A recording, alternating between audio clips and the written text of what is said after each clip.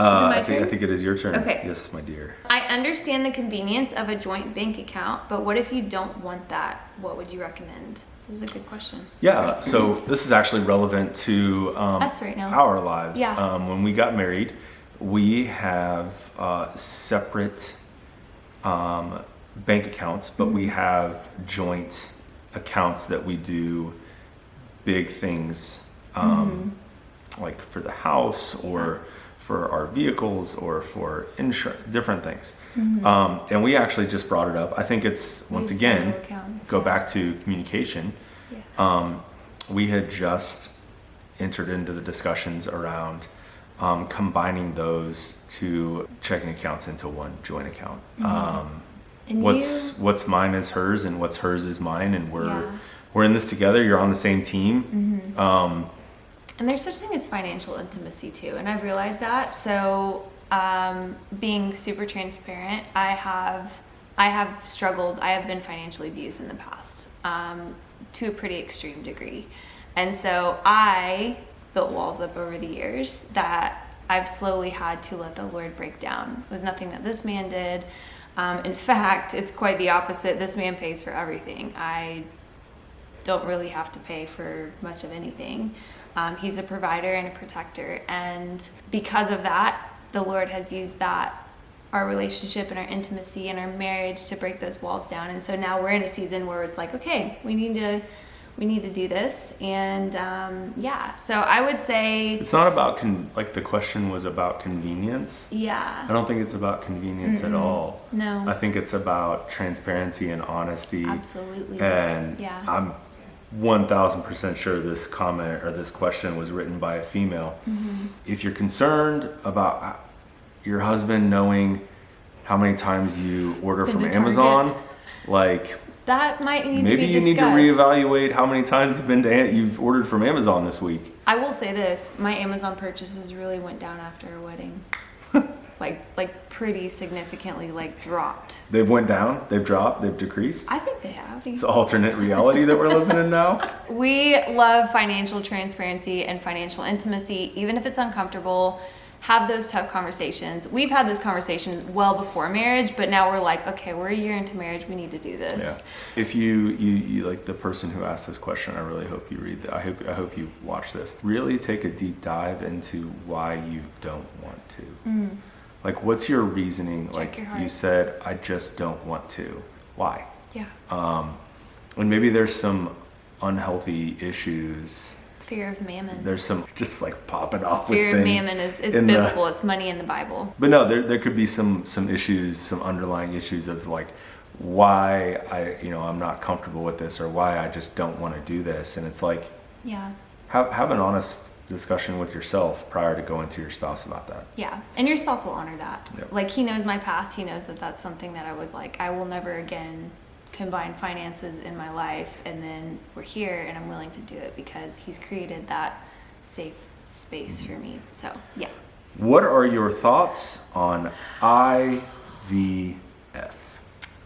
I'm going to answer this one carefully because I don't think that there's anything wrong with it. I've talked about this on my story before, and I think some people took it the wrong way, which is fine. Everyone has their different thoughts on it. Personally, and I'm going to spell that out, Personal. Personal. My personal conviction is that if the Lord wants me to get pregnant, I will get pregnant through natural ways, natural conception. That doesn't mean that I don't support IVF. I'm sure you've seen friends that have gotten pregnant through IVF, and it's beautiful and it's a blessing and it's so fun and such a sweet season in life. But I just have also seen the emotional journey that comes with, and I just don't believe that is what the Lord is asking me personally, Brittany Nelson, to do. And I don't feel like you've ever felt like the Lord is, which we've only been trying for 10 months. We've only been actually trying for 7 months, if we're being real, because the first few months of marriage were just bliss and So I don't feel like we're struggling with infertility, and I refuse to partner with that. I refuse to speak that over us. I bind and break off that word curse in the name of Jesus. I believe it'll come in God's timing. And so I don't believe that we'll ever have to go that route, nor would I personally want to. That's just where my heart is, and that's a personal conviction. I feel like I really needed to say personal conviction about 15 times in there to make people realize that that is my personal conviction. Most medical and like healthcare professionals suggest like around a 30 to 50 SPF. A lot of people try to like, they're like, oh, like 70, 80, like, why are you laughing? Oh, I thought you were talking about sun protection factor, SPF. IVF. At least you didn't think it was like another type of protection. Okay. That's a whole I thought we were talking about SPF. My bad. How do you get comfortable being intimate together since you waited? Yeah, this is a good question. You want to answer this? Or you want me to answer it? Yeah, I think that. Hey, listen. Like, you know, it's when you honor the Lord throughout your dating period, it makes everything so beautiful. And but as beautiful as it is, there's still some awkwardness. You're learning. Yeah. You're learning someone. You're learning. You're telling someone what you like, what they like. It's this whole journey of just discovery of a person that you have obviously love immensely, and have depending on how long your dating period is, like that could be months, that could be years. And it's just a really fun time to enjoy one another and to learn one another. And that's my take on it. Is it's an opportunity to learn what your spouse loves when it comes to intimacy, and that can be a really cool thing. Yeah, it doesn't have to be awkward. Like, I mean, there absolutely are awkward moments, I think, just like you said, but like you can tell your spouse, hey, I like that, hey, I don't like that, like that's okay. And yeah, it's a beautiful season to just fully enjoy, and that's how God wanted it to be, so make the most of it. Yep. Tips on fighting fair and fighting in a healthy way. We love healthy fighting. I mean, we don't love you know what I mean. We love the healthy. We don't love fighting, but we love that it's healthy when it does. Okay, I'm just gonna stop talking. I'll take this one. Having been in fights in my previous life of things, yeah, there's a time and a place to fight unfairly and to fight to win. Is a relationship really that place? So I would go back to check yourself, like, why are you in this relationship or this marriage? And the reason to fight unfairly is to ensure victory, and that's often to prevent death. So you're translating like a war mentality into your relationship or your marriage. Yeah. You shouldn't fight unfairly to win in a marriage, because that is going to damage your significant other. It's not about being right. It's not about being right. It's not about winning. And that goes back to listen to understand like why your spouse is reacting a certain way. Once again, back to our first question. Folks asked us our opinion. We're not marriage professionals nor counselors. We've been married for about 5 minutes and 6 seconds. About 2 hours. Yeah. So in the grand scheme of things, we're not professionals, but like, why are you fighting unfair in a marriage? The goal is not to, you're not trying to just survive. You're trying to, I hate that. It's, don't say it. It's so bad. Thrive. We're trying to thrive. We're not just trying to survive. We're trying to thrive. Okay. I'm going to good. ask you this. What's the hardest part about being married? Having to share my snacks. Y'all, she's not kidding. That's like a really real concern for her. And I think for you, it's when you realize you have to share the other half of the peanut butter cup with me. I think Reese's started putting 2 peanut butter cups in a package because they knew it was going to save marriages.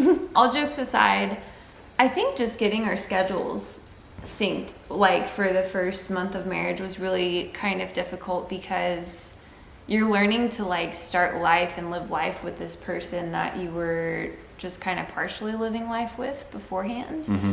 And I'm such a morning person, and he would prefer, I mean, he wakes up early for work days, but like on the weekends he prefers to sleep in. And I'm like, 6:30, 7 a.m. rolls around, my internal body clock is waking me up, let's roll. Like, and so just learning to like slow down, like you don't always have to be on the go. It's okay to like, you know, I don't know if that makes sense. No. Yeah. No.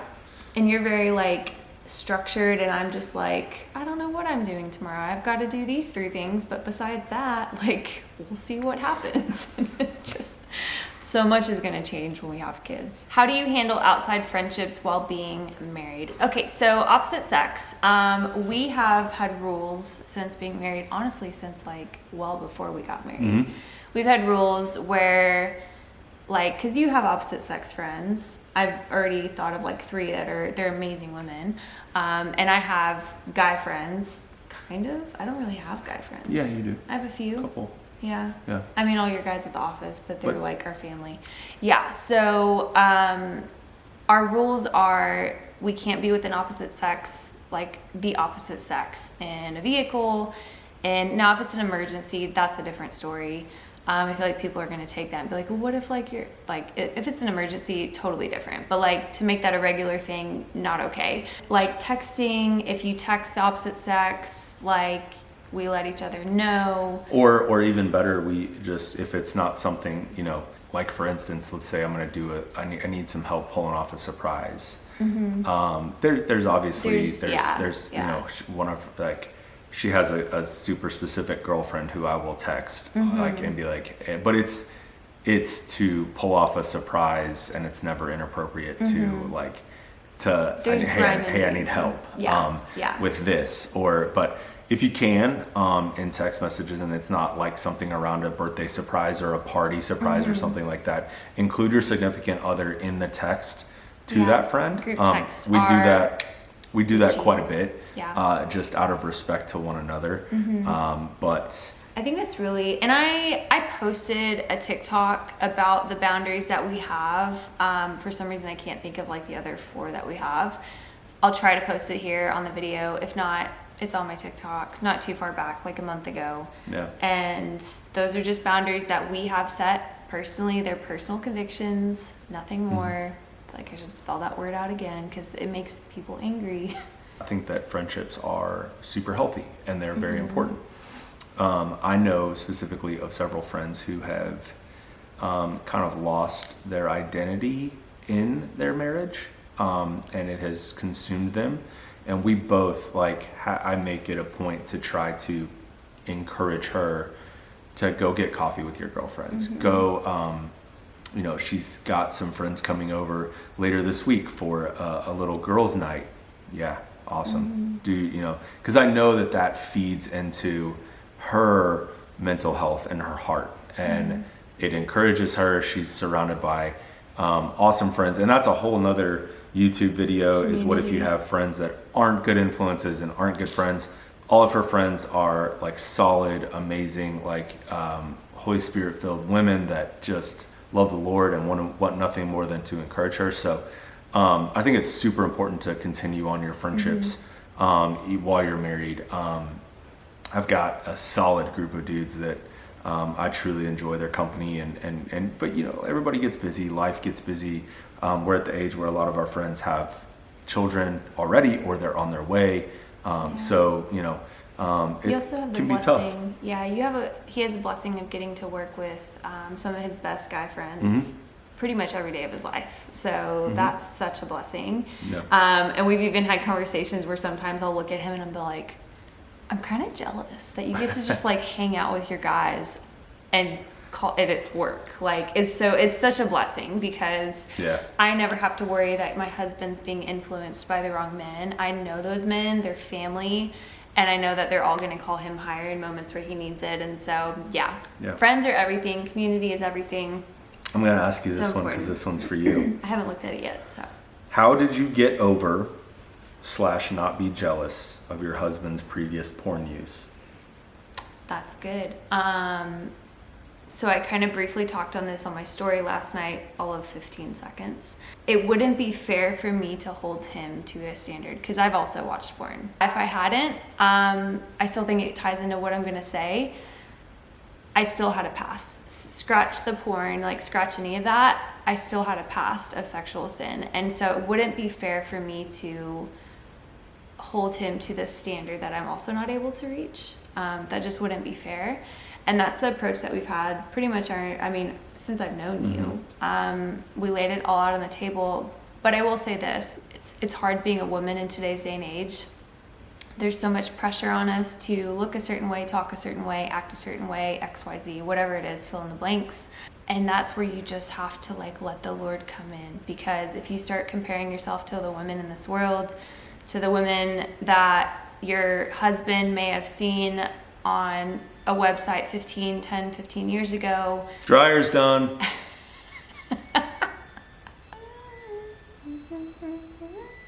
This is an awesome opportunity to also bring up something that wasn't really a question, but I think it's a super important thing, especially if there's females that have sent this to their significant other or their husband. It's important to thank your spouse when they take a request and they act on that, and it's something that truly bothers you. Case in point, the dryer just went off. What's in the dryer? Our comforter. My wife, for the first 10 months of marriage, had this habit of washing our comforter at 8 p.m. You're laughing because you know it's true. And I know. Do you know how long those things take to dry? 4 different dryer cycles to dry. Yes. And ours is thick and Yeah. it's plushy and squishy and... And so I'm just taking this opportunity to publicly You're welcome, thank babe. you because, 10 o'clock rolls around and I'm a creature of habit and I'm I'm going to bed I feel and so honored. there's no comforter. Or the worst, please, she will be oh, I'll just go get it. And there's wet spots on the comforter because it hasn't fully dried. And we have a Dyson air fan in our So it's bedroom, 6. so I'm well, I'll just take the wet side. It'll dry in 10 minutes. It's 6 Sacrifice. p.m. and the comforter has been in the dryer all day long. And it's appropriately dry now, and we're not even close to bedtime. And I just wanted to take the opportunity to thank you for that because that means a lot to me. Baby. Please I feel so continue. honored. What were we talking about? We were talking about porn. Yeah. There is so much insecurity that comes with that, and every ounce of that feeling is so valid because I've felt those same things. That's something that only the Lord can heal. And if you're struggling with porn in your marriage right now, there is an app called Covenant Eyes that is highly recommended in pretty much every church in America. I would strongly suggest that. I think you used that when you struggled years ago. Yeah, and I had when that first came out, I sent it to a buddy that I trusted and that I looked up to, and we were accountability partners together. Did you have to retrain your brains to remember that sex is okay after marriage? Ooh. Yeah. Can I answer this Yes. one? Yes. Growing up in the church, and even though I spent the majority of my 20s running from the Lord, you full on sprinting away. You have been taught your entire life that sex is a deviant act and that you shouldn't partake, which we're in agreement. You shouldn't outside of the covenant of marriage.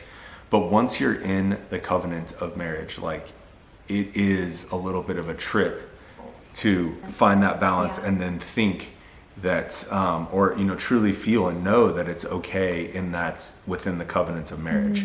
So yeah, it takes some getting used to. Wouldn't you agree? Yeah, for sure. And I think the church does us a disservice because the church just tells you not to have sex before marriage, and they almost shame the fact that having a sex drive is normal. God gave each human their sex drive, whether it's high or low or whatever. The Lord gave you that, and it's a beautiful thing, but in the right context. And so the church is doing us a disservice by shaming that sex drive, but not telling you that it's actually God-given, that it's actually a beautiful thing in marriage, that it's actually something you want in marriage. And instead, people just, in purity culture, and that's why I struggle so much with the purity culture, because it is toxic to an extent. People, hello Oakley. Anyways, yes, I lost my train of thought. That was just my little rant on that. Yeah, that was my rant. Where is the limit for Christians in the bedroom? Having watched porn, I struggle a lot. I will say this. This is a whole conversation that could be an hour conversation, and I will try to link some podcasts below that have already talked on this conversation. I can't think of them off the top of my head, but we've listened to a couple. I will say this. There's a lot of stuff out there saying that sex has to be boring. God wants you to have fun, but there are limits. And like I said, that's just a big can of worms to open up that I feel like we just don't want this to be another 50-minute question answering session with one question. So I will try to link some podcasts below that we've listened to until we can sit down with some other couples and have that conversation too, because like we've said, we've been married for 2 hours now, and I feel like it really, 5 minutes and 8 seconds by this time. I feel like it really throws some people off when we say that, and I love it. So I don't feel like we can really fully dive into that, but I would love to bring some couples around us that have been married for a hot minute and have that talk, because I think there's a lot of just stuff that is left unaddressed in the church in regards to sex and marriage, and it needs to be talked about. So yeah, that's it. Is it time to get tacos? Yep, it's tacos. It's tacos. It's date night, y'all. Yeah. Anyways, I'm sorry if this is really long. If it's really too long, we might cut it in half and make this 2 videos like we've done previously. So if you're seeing a different outro and intro, that's why. But do you know what that is? What's an outro? The ending of the video. Oh, it's over? Well, like, okay. Thank you guys so much for stopping in on our channel, and we will see you guys in the next vlog. Bye!